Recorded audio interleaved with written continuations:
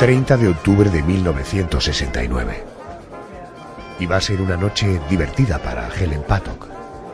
La joven bailaba con sus amigas en el salón Barrowland Ballroom. Después de algún tiempo, había olvidado la tragedia de las dos jóvenes que habían sido asesinadas en el último año y medio en aquella zona de Glasgow, en Escocia. Aquella noche un hombre apareció en escena. Un hombre de aspecto elegante se acercó a ella y la invitó a bailar. No tardaron en conectar, aunque a Helen le inquietaba un detalle de su acompañante. De manera constante, recitaba de memoria versículos de las Sagradas Escrituras. El desconocido, que dijo llamarse John, se ofreció a acompañarla a casa para que no volviera sola de madrugada. Fue la última vez que la vieron con vida.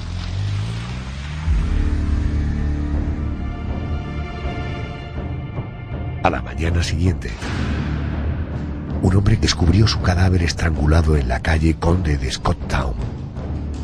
Helen había sido violada y su ropa aparecía manchada con el semen del agresor. Aquel era el tercer asesinato de quien fue apodado Bible John.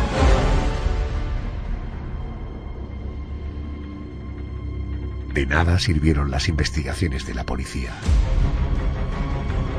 ni los interrogatorios, ni las detenciones preventivas, ni las recompensas prometidas. Tampoco tuvo efecto la publicación de un retrato robot. Nunca se supo a ciencia cierta quién era aquel estrangulador que sembró el terror en Glasgow.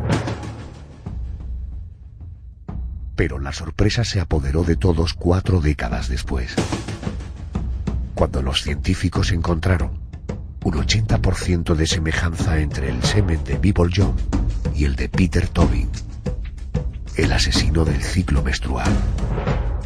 Un misterio aún no resuelto.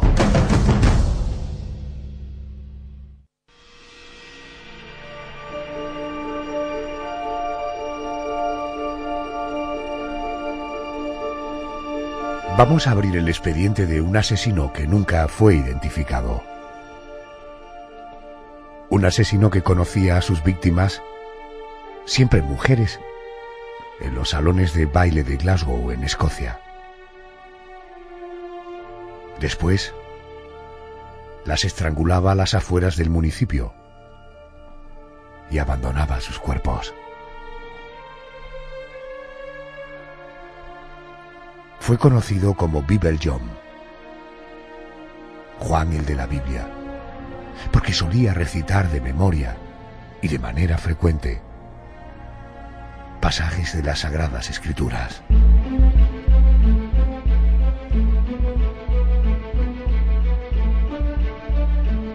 José Manuel Frías, buenas noches y bienvenido. Buenas noches, Adolfo. Como la identidad de Bible John es un misterio, si te parece vamos a empezar hablando de sus víctimas. ¿Cuál fue la primera?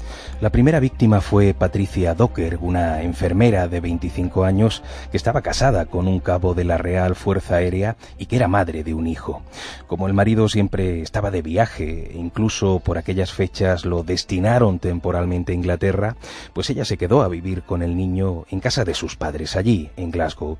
La noche del 22 de febrero de 1968, Patricia decidió salir con unos amigos para despejarse de tanto trabajo en el hospital y dejó a su hijo con los abuelos. ¿Y qué hizo Patricia esa noche? Pues no se sabe con exactitud porque los testimonios no fueron suficientemente claros, pero al parecer primero fue a un salón de baile llamado Majestic y después fue a otro local en el que además solía reunirse la mayoría de sus amigos, de sus conocidos, que se llamaba Barrowland Ballroom.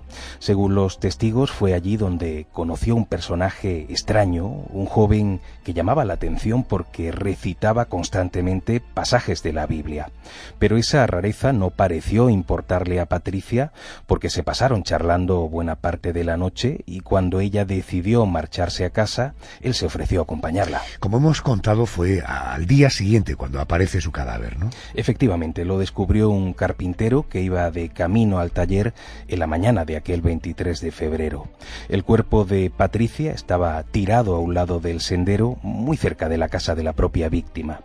Cuando la policía fue alertada y acudieron al lugar los agentes donde había aparecido el cadáver, todos se extrañaron de que la ropa y los demás objetos personales de la mujer no aparecieran por ningún lado. De hecho, no sirvió de nada el dragar el río o recorrer todo el entorno. O sea, daba la impresión de que el asesinato de Patricia, que además había muerto estrangulada con sus propias medias, se había producido en otro lugar y que luego el asesino había trasladado el cadáver a ese punto concreto en el que fue encontrado.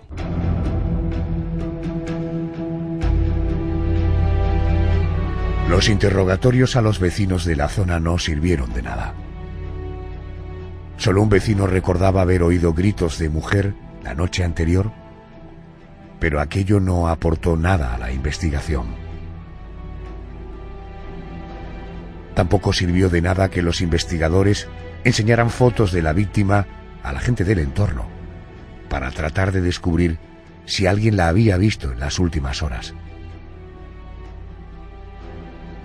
El asunto quedó archivado.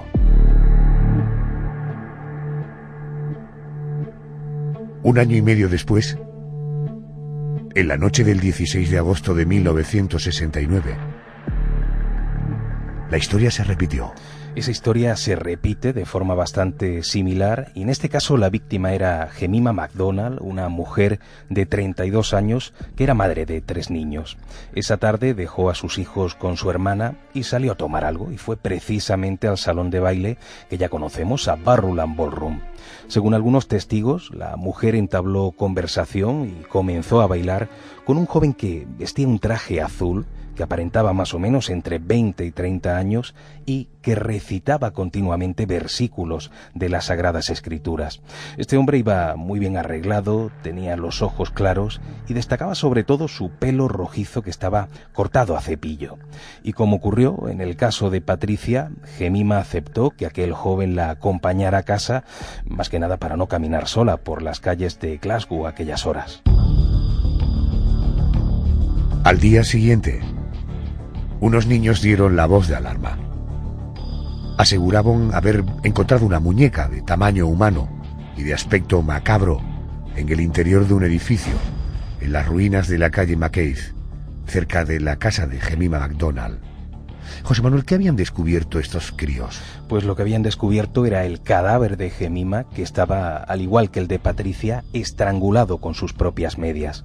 En este caso, eso sí, al contrario que en el anterior crimen, la víctima estaba vestida, aunque el bolso que llevaba la noche anterior no aparecía por ningún lado. ¿Y hubo suerte esta vez con las investigaciones? Pues la verdad es que no. A lo más que se llegó, con la ayuda de los testimonios de quienes habían estado la noche antes en aquel local, fue hacer un retrato robot del asesino. Tampoco sirvió la recompensa que ofrecieron los familiares de Jemima, que eran 100.000 libras, para aquel que diera una pista que condujera a Bible John. Pasaron poco más de 2 meses, cuando el 30 de octubre de 1969, Helen Paddock, de 20 años, decidió dejar a sus hijos con su marido y salir a tomar algo con su hermana, con Jean. Y fueron precisamente al salón de baile Barrowland. ¿Qué ocurrió esta vez? La hermana de la víctima contaría después que Helen entabló conversación con un hombre joven, un hombre alto, vestido de azul, y al parecer se pusieron a bailar de manera bastante animada. Pero de nuevo, el detalle clave. Aquel personaje aludía constantemente a pasajes de la Biblia, pasajes que además parecía conocer de memoria. Cuando las dos hermanas decidieron volver a casa, el hombre, muy amablemente, se ofreció a acompañarlas en taxi a sus respectivas viviendas. Supongo que en ese trayecto, cuando iban en taxi los tres, las dos hermanas y el individuo, tuvieron tiempo para conversar con este desconocido, ¿no? Pues sí, estuvieron conversando un buen rato. El hombre dijo llamarse John y les contó que se sabía de memoria la Biblia porque había crecido en un ambiente bastante religioso.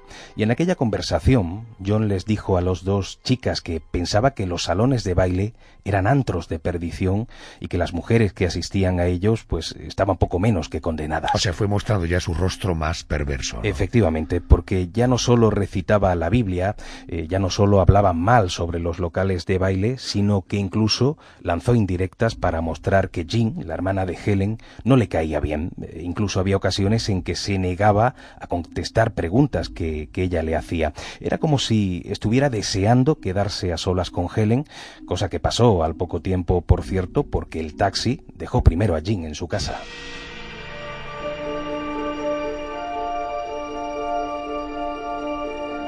A la mañana siguiente, un hombre que paseaba con su perro por la calle Conde de Scotttown descubrió el cadáver. El cadáver estaba vestido. Era el cadáver de Helen Paddock.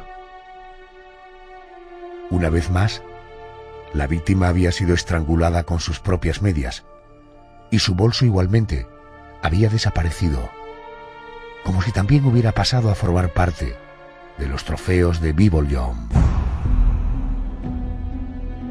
José Manuel, en esta ocasión los investigadores repararon en algo a lo que en los casos anteriores no habían prestado atención, ¿verdad? Pues sí, en ese instante se presta atención al hecho de que Patricia y Jemima tenían la menstruación en el momento de los crímenes, de los asesinatos, pero era demasiada casualidad que Helen también la tuviera. Además, por primera vez, el asesino había violado a la chica y había dejado una mancha de semen en la ropa de la víctima y la huella de un mordisco en su cuerpo. ¿Qué pasos dieron a partir de ese momento? Pues fue curioso, pero por primera vez en la historia criminal de Escocia, la policía decidió compartir información que era confidencial hasta ese momento con ciudadanos y con la prensa.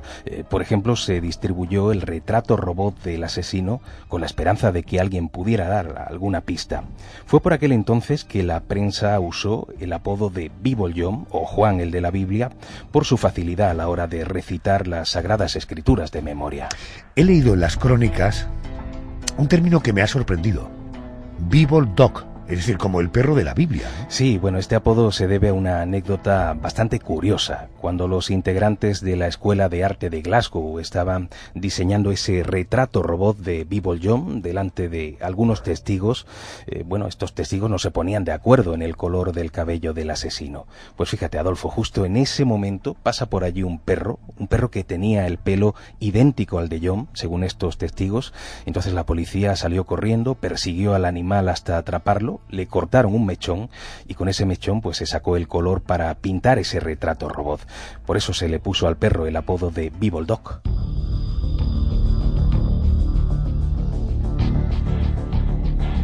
Después de ese asesinato tampoco hubo suerte.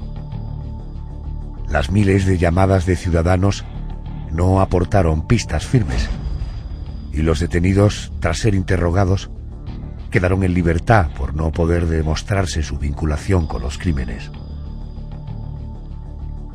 Tampoco sirvió de nada el testimonio de un hombre que la mañana en la que apareció el cadáver de Helen, la tercera víctima, decía haberse tropezado en el autobús con un joven con arañazos en la cara y con un rostro muy similar al que aparecía en el retrato policial.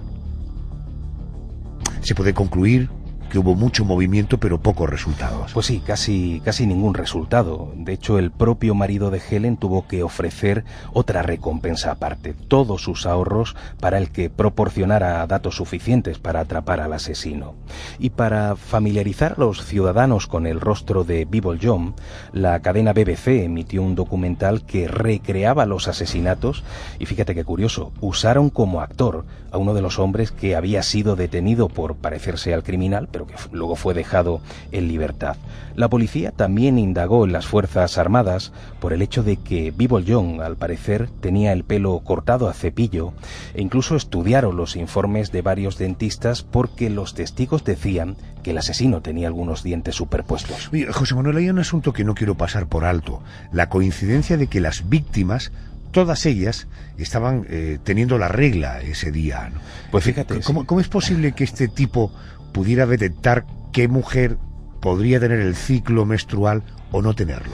Pues esto es tan curioso que si no me lo preguntas casi que lo hubiera pasado por alto por lo extraño, ¿no?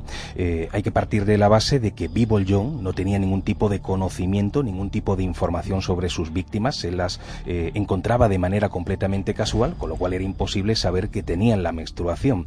Eso nos lleva solamente a una hipótesis, y es la que se barajó en la época y que venía a decir que este hombre tenía la capacidad, por medio del olfato, de detectar determinadas hormonas, en este caso femeninas, que le indicaban que tenía la menstruación, esa mujer concreta, algo parecido a lo que ocurre con algunos perros y con algunos gatos, que son capaces de detectar enfermedades de sus dueños por medio del olor de esas hormonas. Así que vemos que este personaje, que ya de por sí era bastante extraño, también tenía esa capacidad casi animal.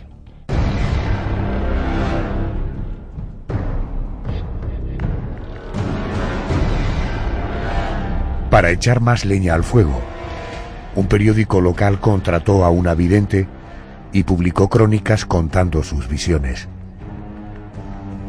La mujer, que solo sabía el nombre del asesino, la edad y el lugar en el que fue encontrado el cadáver de Helen, aseguró que Bivol Young vivía en un barrio determinado. Pero los investigadores tampoco dieron con él en ese lugar.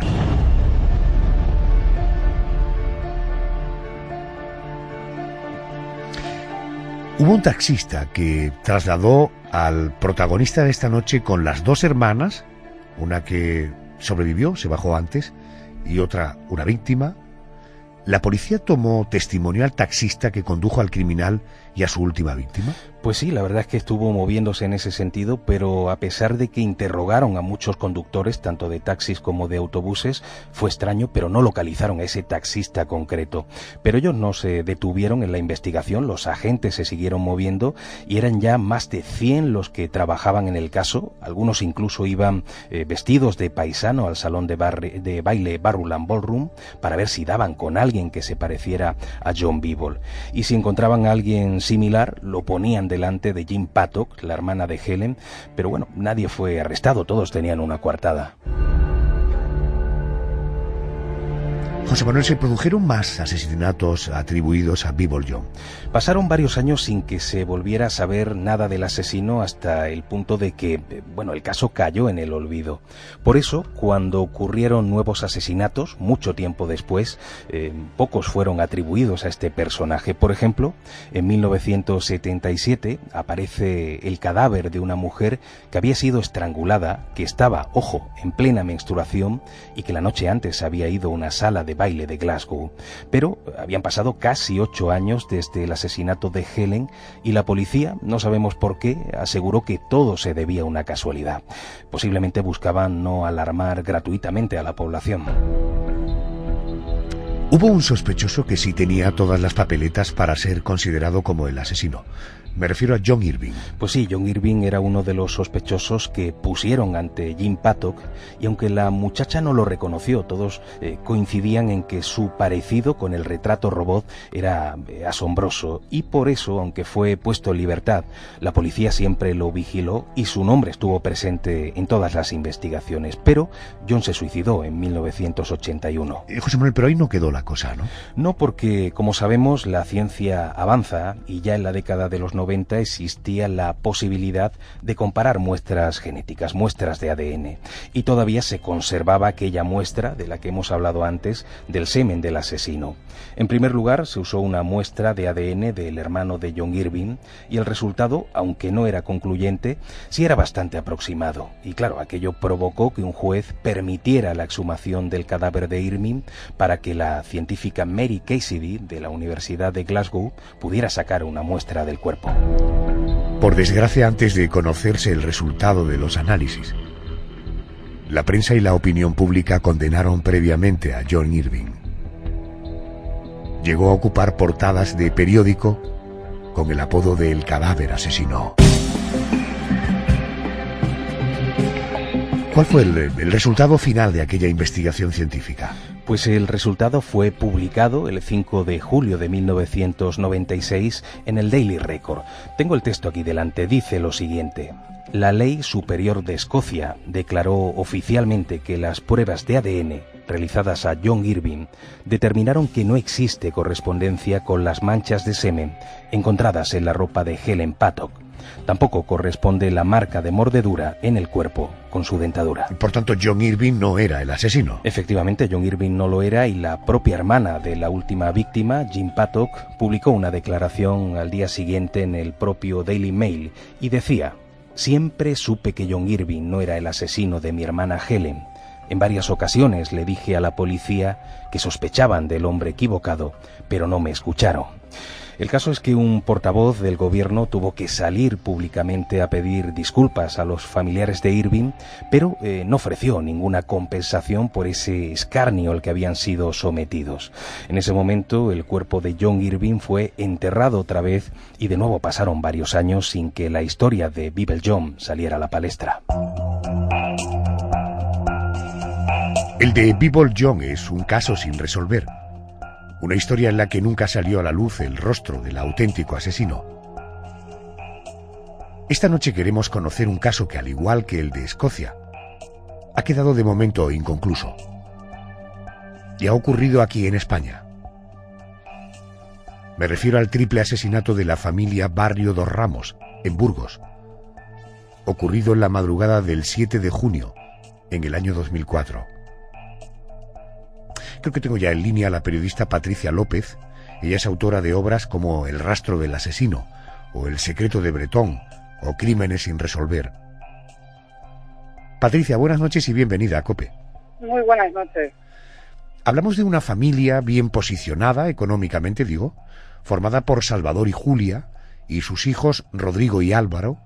La madrugada del crimen, en la que Rodrigo, por tanto uno de los hijos, se encontraba durmiendo en un internado, ocurrió la tragedia. ¿Qué encontraron los agentes? ¿Qué es lo que ocurrió? Pues encontraron una escena del crimen que impresionó a veteranos agentes de policías con muchas décadas a sus espaldas resolviendo asesinatos.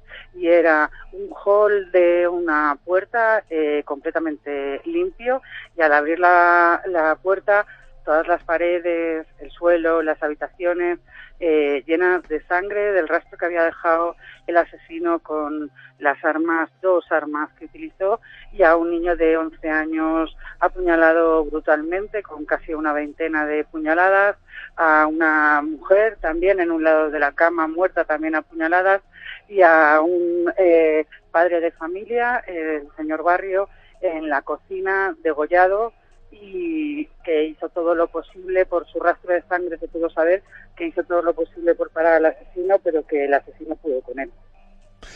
Rodrigo, el hijo superviviente, apuntó a un primo como posible sospechoso y también al jefe de estudios del propio internado. ¿Había base para creer que estaban implicados en los asesinatos? No, el sospechoso para la policía, el sospechoso que se detuvo incluido, era el propio hijo mayor de la familia, de 16 años.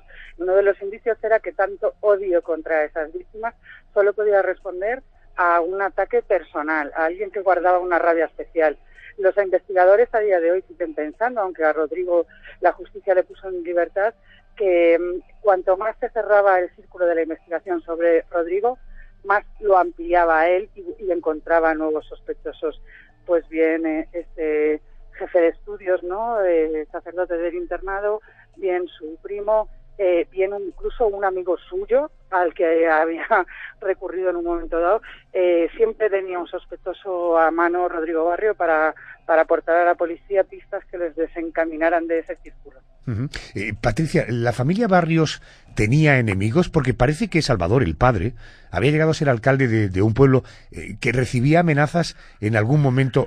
¿Había enemigos? ¿Tenían enemigos? A ver, Salvador Barrio era un hombre del campo, trabajador, que su familia vivía en Burgos y él vivía en su pueblo de La Bureba, solamente iban los fines de semana para estar juntos con la familia, trabajaba de sol a sombra y era el alcalde de una pedanía, o sea, tampoco era un alcalde, ¿sabes?, de una gran ciudad, sino de una pedanía de Burgos donde había los típicos problemas de tierras, de lindes y demás, pero una de las cosas que había una persona que luego fue detenida por el asesinato de otra mujer anciana de ese pueblo, ¿no?, y que en estos momentos cumple pena de prisión, con los que las familias habían tenido problemas y que escribió unas pintadas en su tumba, ¿no?, que decían hijo de puta y como que bien muerto estás, ¿no?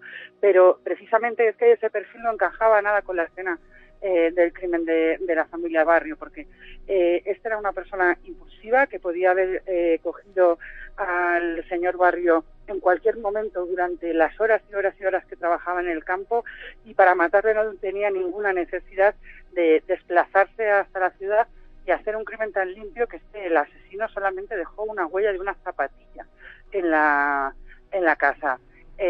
Por lo tanto, bueno, pues aunque también se investigó a este sospechoso, que se le conocía como el Rambo de La Bureba, una persona con desequilibrio mental, bueno, parece que no la limpieza, digamos, a la hora de ocultar rastros en la casa de Burgos Ciudad no coincidía con ese perfil. Uh-huh.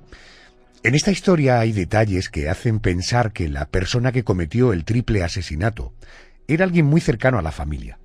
Parece ser que accedió a la vivienda como si tuviera llave, se conocía la distribución de la casa. En fin, todo esto, me imagino, es lo que lleva un par de años después a la detención de el hijo superviviente, de Rodrigo, el que estaba en el internado. ¿Había evidencias en su contra?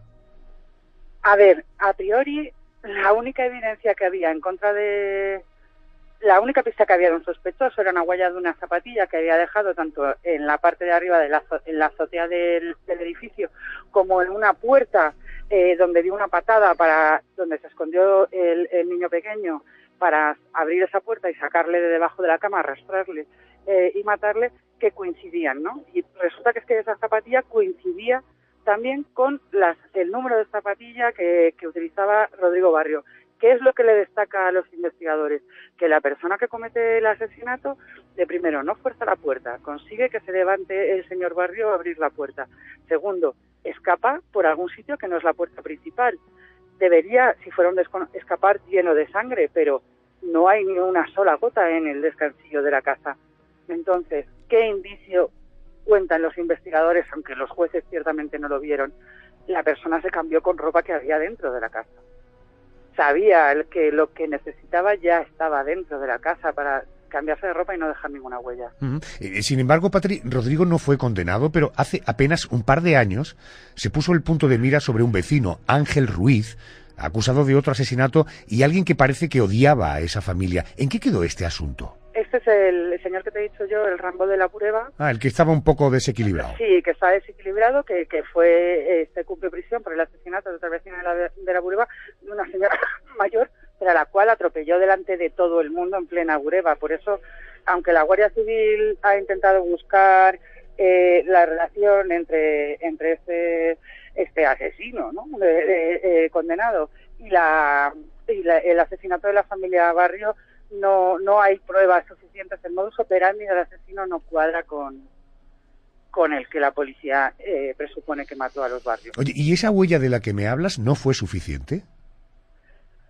No, porque las zapatillas nunca aparecieron. Ya. ¿Sabes? El asesino, digamos que tuvo que ir con una ropa a la casa, matar a la familia y cambiarse de ropa, o ir con un mono, ¿no? Algo que hiciera que no dejara, ¿no?, que no le salpicara la sangre para poder salir limpio. Pero claro, las zapatillas es que las tuvo que cambiar, y solamente las puedes cambiar si sabes que dentro de esa casa vas a encontrar unas zapatillas de tu talla. Claro, claro. Patricia, yo sé que nuestro trabajo no consiste en hacer lucubraciones, simplemente narramos los hechos, contamos las cosas. ¿Tú personalmente sospechas de alguien? A ver, no es que sospeche, es que hace 2 años, de la misma manera que se detiene Ángel Ruiz, también hay una serie de juicios. Rodrigo Barrio se va a vivir con la familia de su madre a Galicia, ¿no?, que era de donde eran ellos, y bueno, la tía con la que vive y esa familia está destrozada no solamente por la muerte de su hermana, de Julia Barrio, y de su sobrino y su cuñado, sino porque sospechan de que ha sido su otro sobrino el que se ha quedado con la herencia de los Barrios, más de 1 millón de euros, quien fue el verdadero asesino. De hecho, hay una de las tías que dice que en un momento como que se lo confiesa, ¿no? Aunque luego cambia la versión y demás, y ha habido juicios entre la familia de Julia y de la madre y Rodrigo Comprendo. Barrio. ¿La investigación quién la llevó? ¿La Guardia Civil? No, la investigación la lleva la Policía Nacional en un primer momento.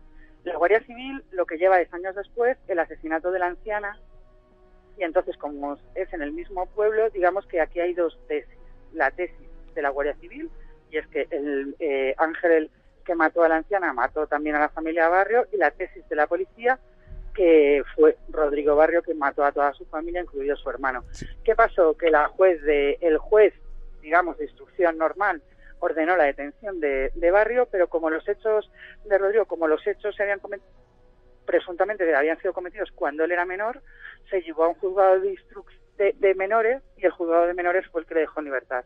Entonces el caso está sin resolver en el juzgado de instrucción normal y es culpado por un juzgado de menores. Pues ahí tienes, un crimen sin resolver, un borrón en los investigadores de nuestro país, un asunto que ocurrió en el año 2004, hoy en 2017...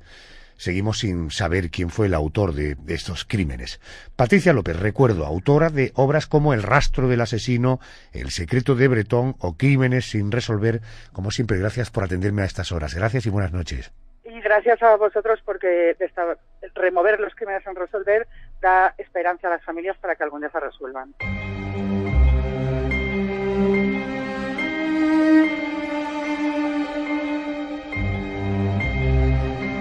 Volviendo al expediente que hemos abierto esta noche, el nombre Bible John volvió a la palestra en 2006, cuando los agentes aseguraron que habían encontrado una semejanza del 80% entre el ADN de su semen y el que apareció en la escena de un crimen.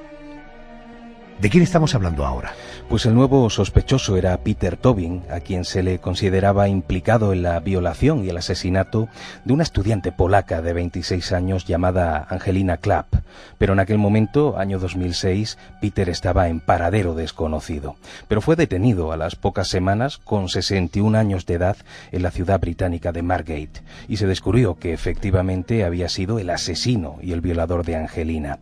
La habían visto en su compañía poco antes de desaparecer, y sus huellas, la del asesino, estaban en la escena del crimen. Además, en 2007 los agentes registraron una vivienda que había sido ocupada por Peter Tobin años atrás, en 1991, en West Lothian, en Escocia, y encontraron en el jardín los cuerpos de 2 chicas que estaban asesinadas y descuartizadas por él. Por lo tanto, podría haber más víctimas de este asesino sin que lo sepamos. Claro que sí, eso es lo que cree de hecho la policía. O sea, el nombre de Peter Tobin siempre ha estado en las fichas policiales. Ya en el año 1994 fue condenado por 2 violaciones, o sea, era un delincuente sexual, y uno de los cuerpos encontrados en el patio de la vivienda de Peter era el de Vicky Hamilton, una chica de 15 años que desapareció en el año 91, y el otro era el de una joven de 18 años llamada Dina McNichol. Así que efectivamente, como el asesino viajó mucho, el temor de la policía es que posiblemente matara a otras mujeres y que algunas de ellas aún estén por ahí enterradas en lugares insospechados. José Manuel, quiero volver al detalle al que hacía referencia hace un momento, que el ADN de Peter Tobin coincidía en un 80% con el ADN de Bible John. A esa conclusión al menos llegaron los investigadores, y hay que tener en cuenta que Peter tenía la edad que se le atribuye a Bible John, a finales de los 60, y vivía en Glasgow por aquel entonces. Pero a esto hay que sumar que su rostro es muy similar al del retrato robot. Y un detalle importante, Adolfo, los que han conocido de cerca a Peter Tobin aseguran que era un hombre con gran atracción por la religiosidad y que constantemente recitaba y recita versículos de la Biblia. Peter Tobin, tras su detención, confesó haber asesinado a 48 mujeres a lo largo de su vida, aunque decía haber olvidado los detalles y los lugares en los que algunas de ellas estaban aún enterradas. Él dijo a la policía: encuentren ustedes los cuerpos. Es su trabajo. Háganlo.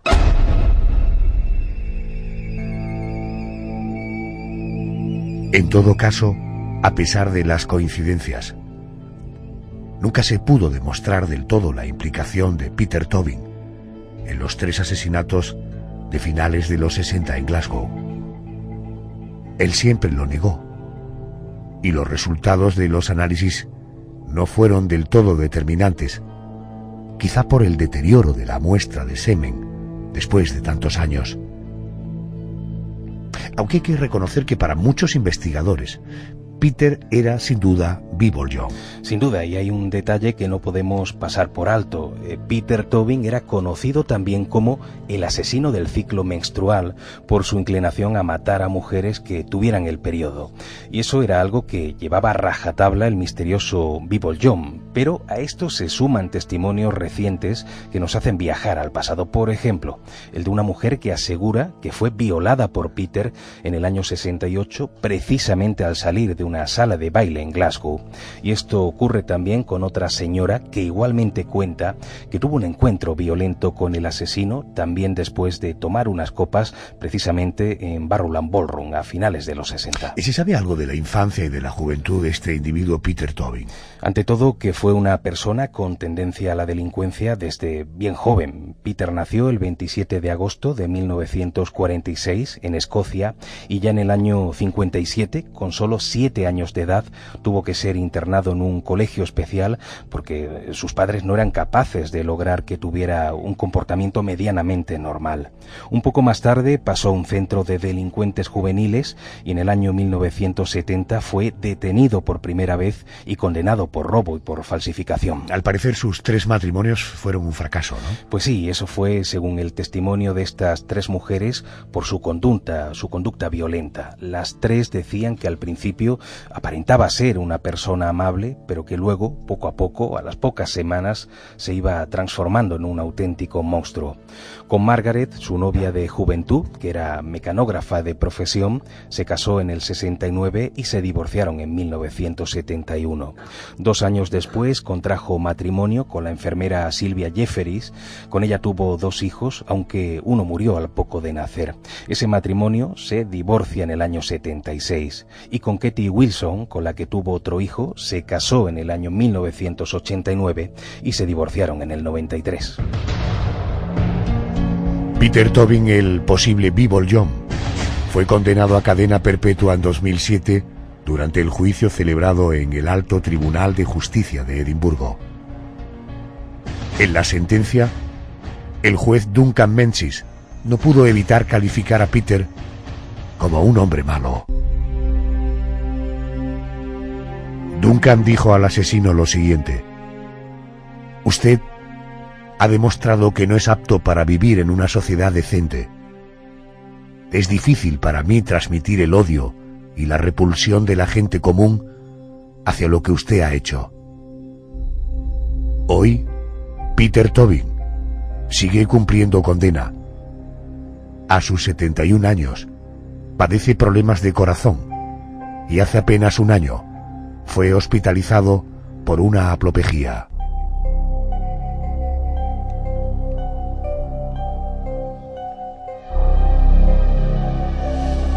Este relato lo encuentras en la aplicación de COPE y naturalmente en el podcast en cope.es. José Manuel Frías, nos encontramos la semana que viene. Gracias. Gracias, buenas noches.